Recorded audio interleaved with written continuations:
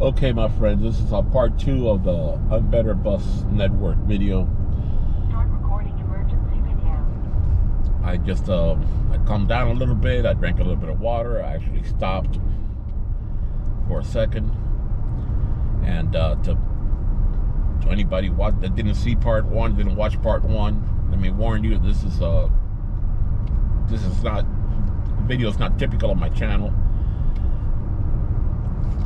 This is has to do more with local events. You don't care about it, you don't live local, it doesn't affect you, and you just want to watch the architecture and the pretty streets like we're watching now. You can just hit it on mute and put some music on or something, and you don't have to listen to me ramble about topics that do not interest you. It's perfectly okay. I understand.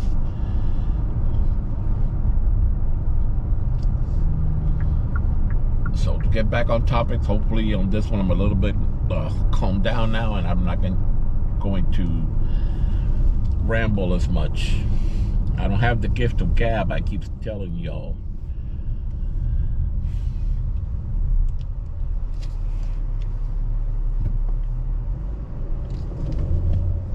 But I have to do this because this so-called Better Bus Network is going to change people's lives for the worse in so many ways. I got nothing to gain from this. I worked for transit for 39 years. I probably know the system better than 99% of the people working at transit now. And I am happily retired now. I'm not a what are they called, disgruntled retiree or anything like that. I'm retired. I get a pension. I'm super happy right now. What I'm not happy about is what they're going to do to these people that don't have a voice. So I'm going to bring you a couple of examples now, and I'm trying to make it on the, like I said, I don't have the gift of gab, so you're going to have to hang in there with me, folks. I'm going to bring a couple of examples trying to, okay. This is going to be, this is a possible Title VI and ADA violation. So let me bring you 3 examples. Let's start with one of the ones that really agitate me the most. The changes proposed to Route 32.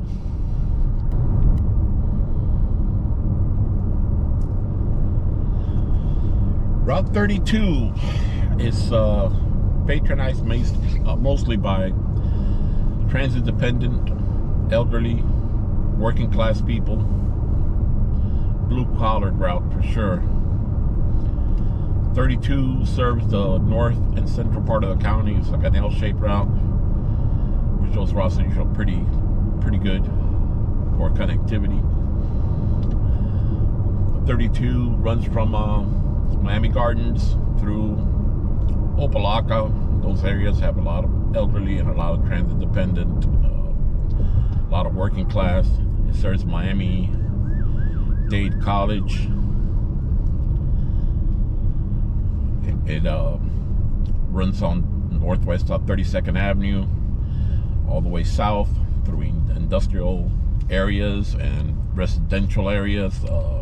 Brownsville, again, historically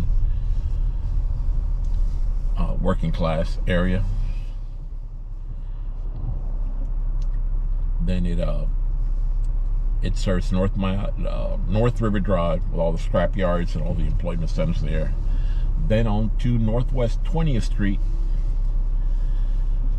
and which is very commercial, and on to the hospital, we call the Civic Center area. The courts and the hospital stops right in front of the VA hospital. Has a very nice, accessible bus stop there. Serves Jackson Memorial Hospital, University of Miami Hospital.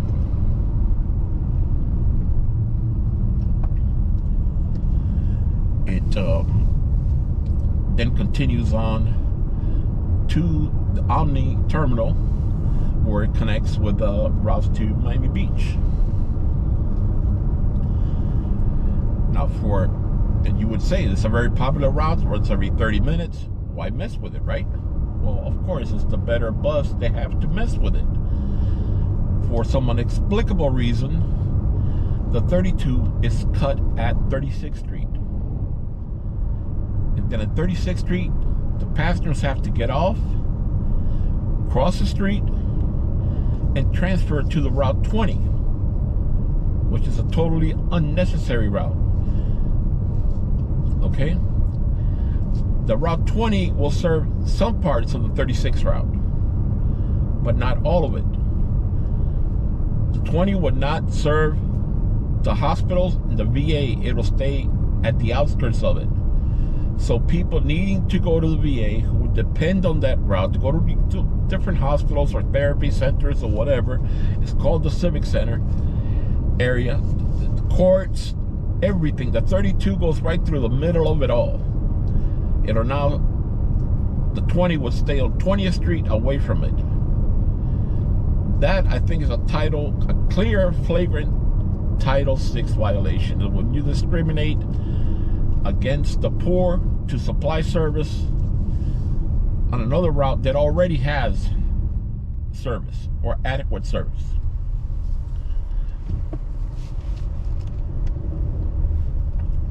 Just turn. Start heading west.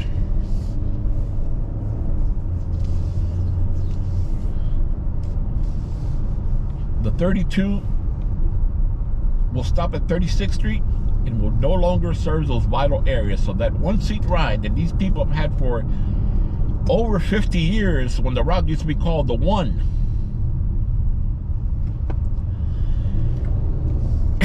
Excuse me. You all see that stunt?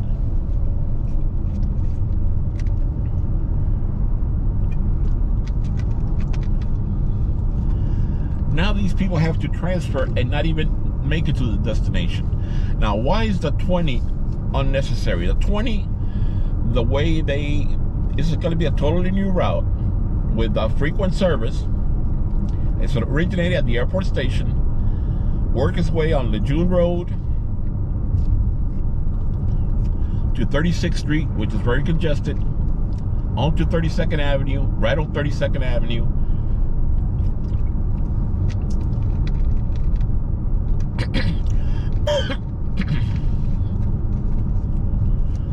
And then serve the River Drive and the scrap yards like we talked about, and on Northwest 20th Street, which has a free Miami trolley already operating on it. So there's going to be no local people getting on locally just to go down 20th Street. The riders that are on 20th Street, if I can explain myself somehow, the riders that are on 20th Street are people that are going to 32nd Avenue and above, in those towns that we talked about.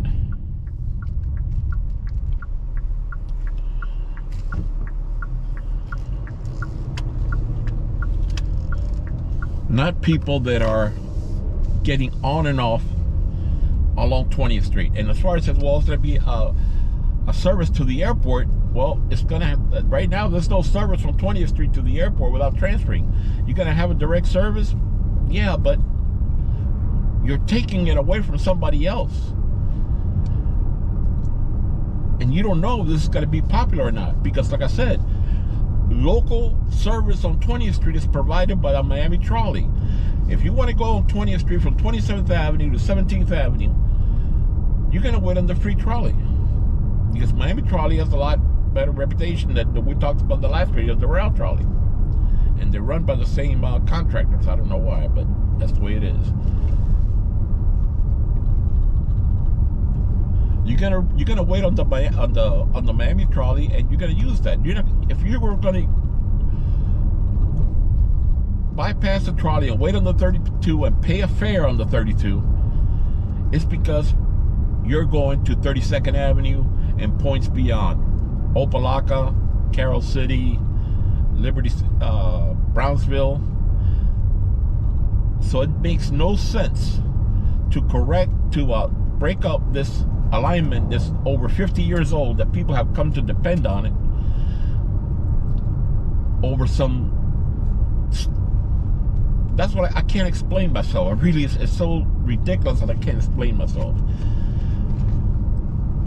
And that's what I keep saying, and that's why I'm pushing this so much, is because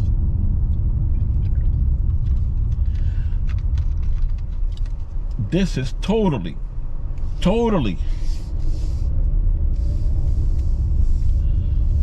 unacceptable. So that's the 32. Another one, excuse me, the Route 22. 22 is a crosstown. Runs on Northwest 22nd Avenue from Coconut Grove all the way north through Little Havana, through Liberty City, through Opelika, Miami Gardens, Bunch Park. All those areas are working class, low income, a lot of transit dependent, a lot of elderly.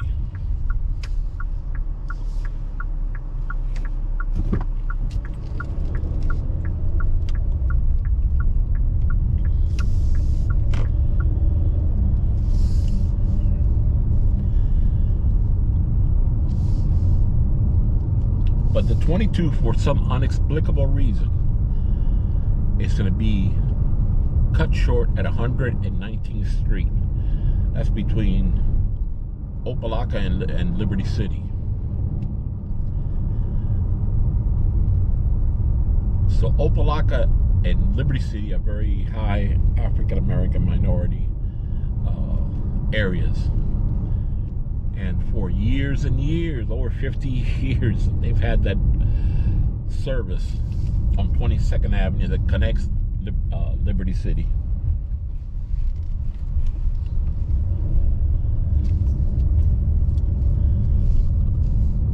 With Opelika and Bunch Park.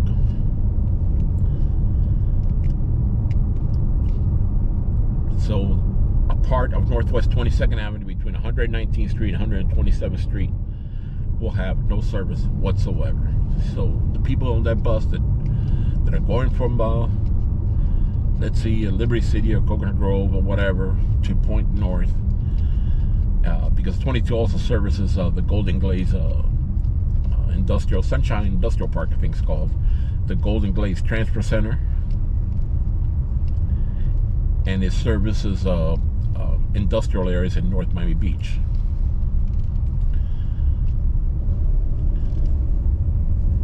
So the 22 now stops at 119th Street and will no longer serve those areas. They're going to have to walk to 127th Street, catch the 17, and continue on there. Well, now, why? Tell me why this is better. Tell me why this is better. Why are you messing with the transit dependent, the elderly?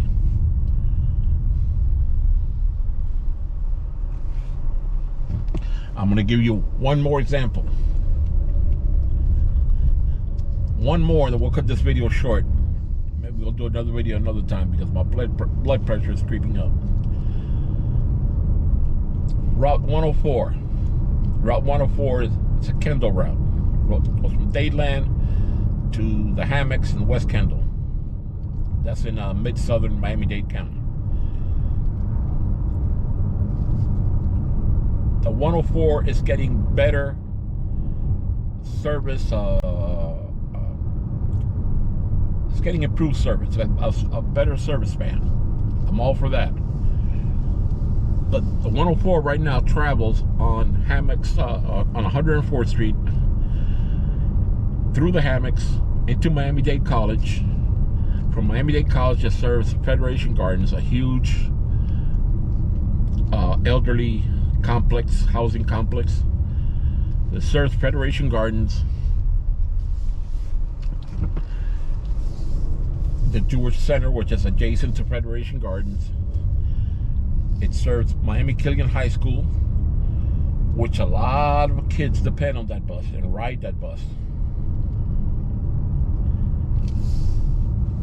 And then on to Kendall Drive at 97th Avenue and rides Kendall Drive into Dadeland North and the Metro Rail connection.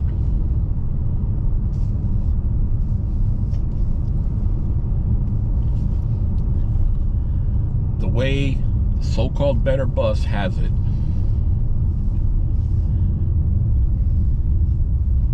excuse me, hit this railroad tracks. The way this better bus has it, the 104, after it leaves Miami-Dade College, it will not serve Federation Gardens or the elderly or the Jewish Center or the high school.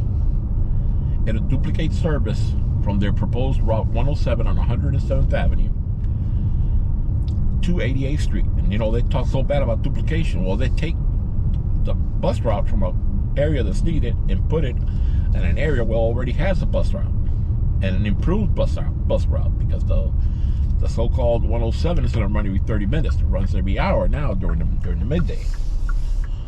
So you're taking it from the elderly, you're taking it from the students, and you got to put it on 107th Avenue to 88th Street, where make a right turn on 88th Street, go 10 blocks through a residential area of 88th Street, which is Kendall Drive, to 97th Avenue, and then on to Dadeland the same way it does now. So I'm gonna try not to cuss here.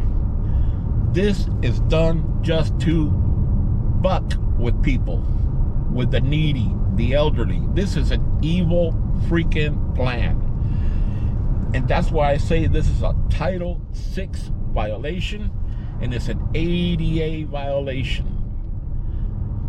All we need is someone to step forward and make a complaint, and this plan will be stopped. And I urge the mayor of Miami-Dade County, Miss Danielle Levine Cava, which has been an excellent mayor so far, to please stop this and put it under review, and then implement the good things about it, but correct the many, many injustices that it's going to do.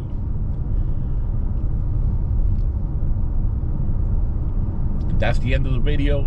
I think I said what I had to say.